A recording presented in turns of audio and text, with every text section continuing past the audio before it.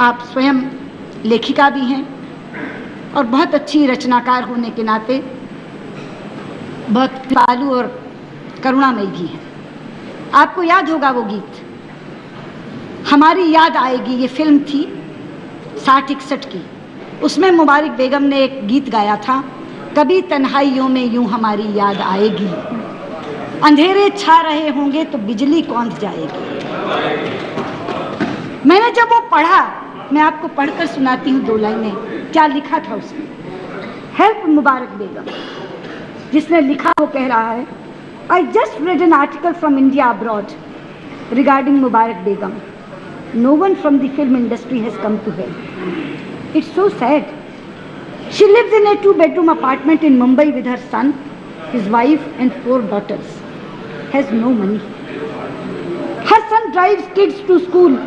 If anyone can help, send her money at Mubarak Begum, Sultanabad Chira Cooperative Housing Society, building number 22, first floor, flat number C111, Jogeshwari, west Mumbai. ये एक मुबारक बेगम की बात नहीं है। उसके बाद मेरे पास एक चीज आई जिसमें लिखा था बॉलीवुड फ्रॉम राजा टू रंक, और उसमें किस्सा लिखा था खान मस्ताना। खान मस्ताना, मोहम्मद रफी को singer in the famous patriotic number वतन की राह में वतन के नौजवान शहीद हो, died as a beggar at the Haji Ali Dargah in Mumbai. अध्यक्ष जी, आपको लग रहा होगा शायद मैं बड़ी पुरानी बातें कर रही हूँ, शायद आज की जनरेशन ना मुबारक बेगम को जानती है ना खान मस्ताना को जानती है, लेकिन मैं अब की बात कर देती हूँ। एक गीत है जो मुझे लगता है आपको भी बहुत पसंद होगा, ऐसी शक्ति हमें देना दाता, मन का विश्वास कमजोर होना। एक बार जावेद अख्तर साहब मुझे मिलने आए तो उन्होंने कहा कि सुषमा जी, मैंने इंटरव्यू में पढ़ा था कि ये गीत आपका प्रिय गीत है। तो मैंने कहा जी हाँ, मैंने एक नहीं अनेक इंटरव्यूज़ में कहा है ये मेरा प्रिय गीत है। उन्होंने कहा आपको मालूम है इसके संगीतकार कुलदीप सिंह जी अंधेरी में एक झोपड़पट्टी में रह रहे हैं। मैंने कहा क्या कह रहे हैं? उन्होंने कहा मैं सच कह रहा हूँ। तो मैंने कहा आप उनका एड्रेस मुझे देंगे, मैं उनसे संपर्क साधूंगी।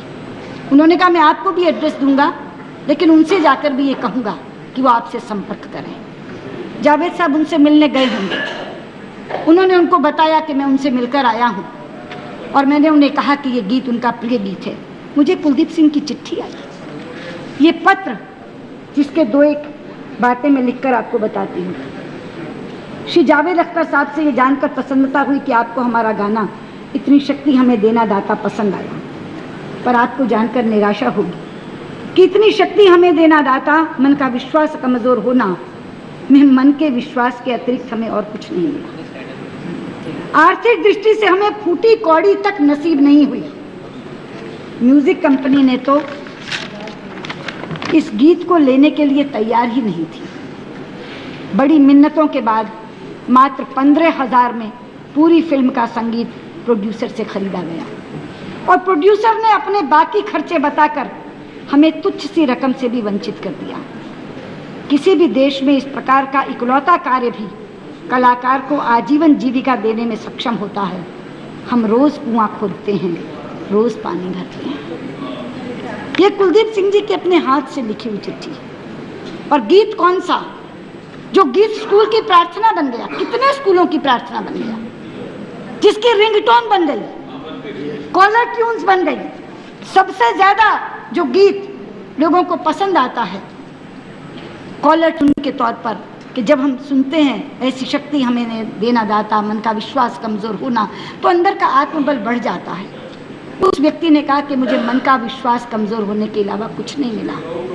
हम रोज़ कुआं खोदते हैं, रोज़ पानी भरते हैं। उस समय मुझे साहुर लुधियानवी का वो गीत याद आया था जिसमें उन्होंने लिखा था, हम फूल हैं औरों के लिए लाए हैं खुशबू, हम फूल हैं औरों के लिए लाए हैं खुशबू, अपने लिए तो ले दे के बस एक दाग मिला है। अश्कों ने जो पाया वो गीतों में दिया है, इस पर भी सुना है कि जमाने को गिला है। अध्यक्ष जी आज उसी गिले को दूर करने के लिए खड़े हैं। मंत्री जी को धन्यवाद देना चाहती हूँ। आज ये बिल पारित होगा तो वो गिला दूर होगा।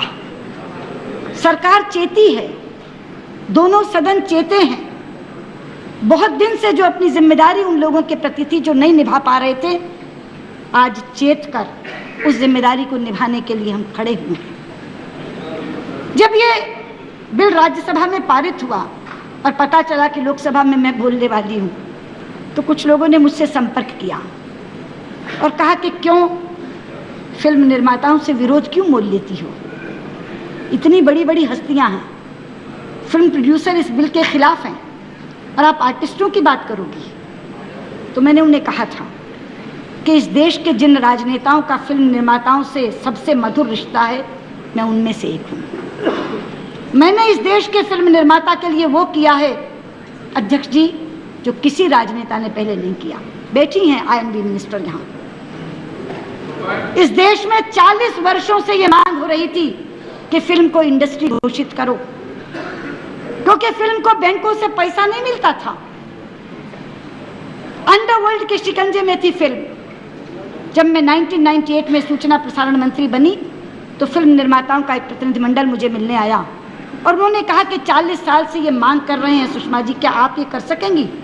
मैंने उन्हें 3 महीने का समय दिया था और कहा था तारीख तय कर लो, 3 महीने बाद आप फंक्शन करना और मैं गजट नोटिफिकेशन साथ लेकर आऊंगी फिल्म को इंडस्ट्री घोषित करने। और आज आत्मसंतोष के साथ कहना चाहती हूँ यहाँ खड़े होकर, गवाह हैं, साक्षी हैं, जाकर फाइलें देख लें अंबिका सोनी जी। पूरे 3 महीने बाद जो तारीख तय की थी उस पर मैं गई थी, लीला होटल में मुंबई में कार्यक्रम हुआ था। तत्कालीन वित्त मंत्री यशवंत सिन्हा को साथ लेकर गई थी और मेरे उस समय के सेक्रेटरी पीयूष मनकर साथ गए थे उस गजट नोटिफिकेशन को लेकर के। और 3 महीने के अंदर जो काम 40 साल में नहीं हुआ वो 3 महीने में हुआ था और फिल्म इंडस्ट्री बनी थी। और आज करोड़ों करोड़ रुपए का बैंकों से कर्जा उनको मिलता है, क्योंकि मेरी सोच थी कि अच्छे पैसे और अच्छे फिल्म का बड़ा सीधा रिश्ता होता है। इसलिए जब फिल्म निर्माता दिक्कत में थे तो मैं उनके साथ खड़ी रही, दमदारी से खड़ी रही। आज न्याय इन कलाकारों के पक्ष में, आज न्याय इन गीतकारों और संगीतकारों के पक्ष में है। और मेरी दुविधा तो उस दिन खत्म हो गई जब इन फिल्म कंपोजर्स के साथ विशाल भारद्वाज मुझे मिलने आए। तो मैंने देखा ये सब बैठे थे, साथ में विशाल बैठे थे। तो मैंने कहा विशाल जी आप तो फिल्म प्रोड्यूसर हैं। उन्होंने कहा हाँ मैम, मैं फिल्म प्रोड्यूसर भी हूँ और मैं म्यूजिक कंपोजर भी हूँ, लेकिन मैं समझता हूँ कि इनके साथ अन्याय हो रहा है, इसलिए मैं फिल्म प्रोड्यूसर्स के साथ नहीं आया, आपसे कहने आया हूं कि इनके साथ होने वाला अन्याय खत्म करवाइए और सरकार का साथ देकर के जो बिल आ रहा है उस बिल को आप पारित करवाइए। तो मैंने उस समय उन्हें आश्वासन दिया था कि अगर कोई थोड़ी बहुत दुविधा भी मेरे दिमाग में होती तो आज आपने समाप्त कर दी, क्योंकि आप दोनों हेड्स पहने हैं, आप दोनों की पीड़ा और दोनों की चीज़ जानते हैं, लेकिन आपने इस पीड़ा का साथ दिया, आपने इनकी वेदना का साथ दिया, उस दिन मेरी दुविधा मिट गई थी। इसलिए मैं आज आपसे कहना चाहती हूँ कि 7 बिंदु लाए हैं मंत्री जी, जिसका उन्होंने जिक्र किया है। इसके बाद उन्होंने जो दीन दुखियारों के साथ, विजुअली इंपेयर्ड के साथ किया है, बहुत बड़ा पुण्य का कार्य है। आज टेक्नोलॉजी बढ़ी है, उस टेक्नोलॉजी का तरह तरह से प्रयोग हो रहा है।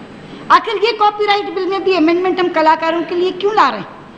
अध्यक्ष जी, एक समय था केवल मल्टीप्लिकेशन ग्रामोफोन के माध्यम से होता था, उसे देहाती भाषा में तवा बोलते थे, तवा लगा दो, उसके ऊपर एक भोंपू होता था, एक कुत्ता बना होता था, HMV his masters voice, gramophone, अकेला ग्रामोफोन होता था। लेकिन उसके बाद कैसेट्स आई, CDs आई, DVDs आई, इंटरनेट प्रोवाइडर्स बने, टेलीविजन की तो ये हालत है कि कोई न्यूज़ चैनल जो खुद को 24 आवर्स न्यूज़ चैनल कहता है, वो भी कम से कम एक प्रोग्राम अगर गीत का, फिल्म आधारित गीत का ना दिखाए तो चैनल चलता नहीं। न्यूज़ चैनल में भी फिल्मों के गीत चलते हैं। कितना मल्टीप्लिकेशन हुआ। और इस सारी टेक्नोलॉजी का फायदा फिल्म प्रोड्यूसर्स उठाएं, और जिसने बोल लिखे, जिसने धुन बनाई, उसे उसमें कोई हिस्सा ना मिले, वो गुर्बत की जिंदगी जीने के लिए मजबूर हो जाए। क्या ये न्याय है? मैं पूछना चाहती हूँ जो लोग इसका विरोध कर रहे हैं और कहते हैं कि फिल्म निर्माताओं का साथ देना चाहिए, मैं पूछना चाहती हूँ कि ये इतना पैसा वो कमा लें लेकिन इन लोगों को कुछ ना मिले। कुछ लोग कहते हैं कि गाना एक्टर पर फिल्माया जाता है इसलिए प्रसिद्ध होता है। नहीं, ये गलत है। कितने गीत हैं जो हमें पता ही नहीं कौन से एक्टर पर फिल्माए गए थे। अध्यक्ष जी, गीत जब थोड़ा पुराना हो जाता है तो केवल गीत के बोल याद रहते हैं या उसकी धुन याद रहती है। हाँ, गीत के बोल याद रहते हैं, बहुत अच्छी बात, बहुत अच्छी बात है, मैं तो बहुत खुश हुई है सुनकर। पर मैं ये कह रही हूँ कि गीत के बाद में जब फिल्म खत्म हो जाती है, केवल 2 चीजें याद रहती हैं अंत में, गीत के बोल और गीत की धुन। किसी को याद नहीं रहता फिल्म में किस एक्टर ने ये गीत गाया था, किसने क्या किया था। 2 चीजें सदा सर्वदा के लिए अमर होती हैं, गीत के बोल और गीत की धुन, और वही चलती है। तो वही ऑथर्स और कंपोजर्स यानी गीतकार और संगीतकार, उन दोनों के लिए जो ये बिल लेकर आए हैं, वो सारी प्रोविजंस इन्होंने पढ़कर बता दी। मैं उन प्रोविजंस को पढ़ना नहीं चाहूँगी, लेकिन 7, 8 और 9 में जो इन्होंने मूल बिल था, उसकी धारा 17 में जो संशोधन मंत्री जी आपने किया है, 18 में जो संशोधन किया है और 19 में जो संशोधन किया है, वो काबिल तारीफ है, क्योंकि वही समाधान करेगा। और मुझे खुशी हुई कि आपने उसमें यह भी लिख दिया, any agreement to the contrary will be void, क्योंकि बहुत बार दबाव के साथ समझौते हो जाते हैं, और वो समझौते जब कर लिए जाते हैं तो रिडंडेंट हो जाती हैं कानून की धाराएं। लेकिन आपने एक कदम आगे जाकर कहा, any agreement to the contrary will be void. इसलिए मैं बधाई देती हूँ आपको, और मैं आपसे कहना चाहती हूँ अध्यक्ष जी कि ये जितनी बातें मैंने यहाँ रखी हैं, जो दर्द, जो वेदना मैंने उन लोगों की यहाँ रखी है, आपने ये देखा होगा कि मंत्री तो खड़े होकर कहते हैं और निवेदन करते हैं कि मेरा बिल पारित कर दीजिए, लेकिन आज इस बिल को मंत्री जी के सुर में सुर मिलाकर मैं विपक्षी बेंचों से कह रही हूँ, इस बिल को सदन सर्वसम्मति से पारित करे। ये बिल दुआ देने वाला बिल होगा। आज हम आशीर्वाद लें उन कलाकारों का, उन साहित्यकारों का, उन रचनाकारों का आज तक जिनकी अनदेखी होती रही, और साथ ही उन दीनहीन दुखियारों का जिनके बारे में आप ये बिल लेकर आए हैं। बहुत बहुत धन्यवाद।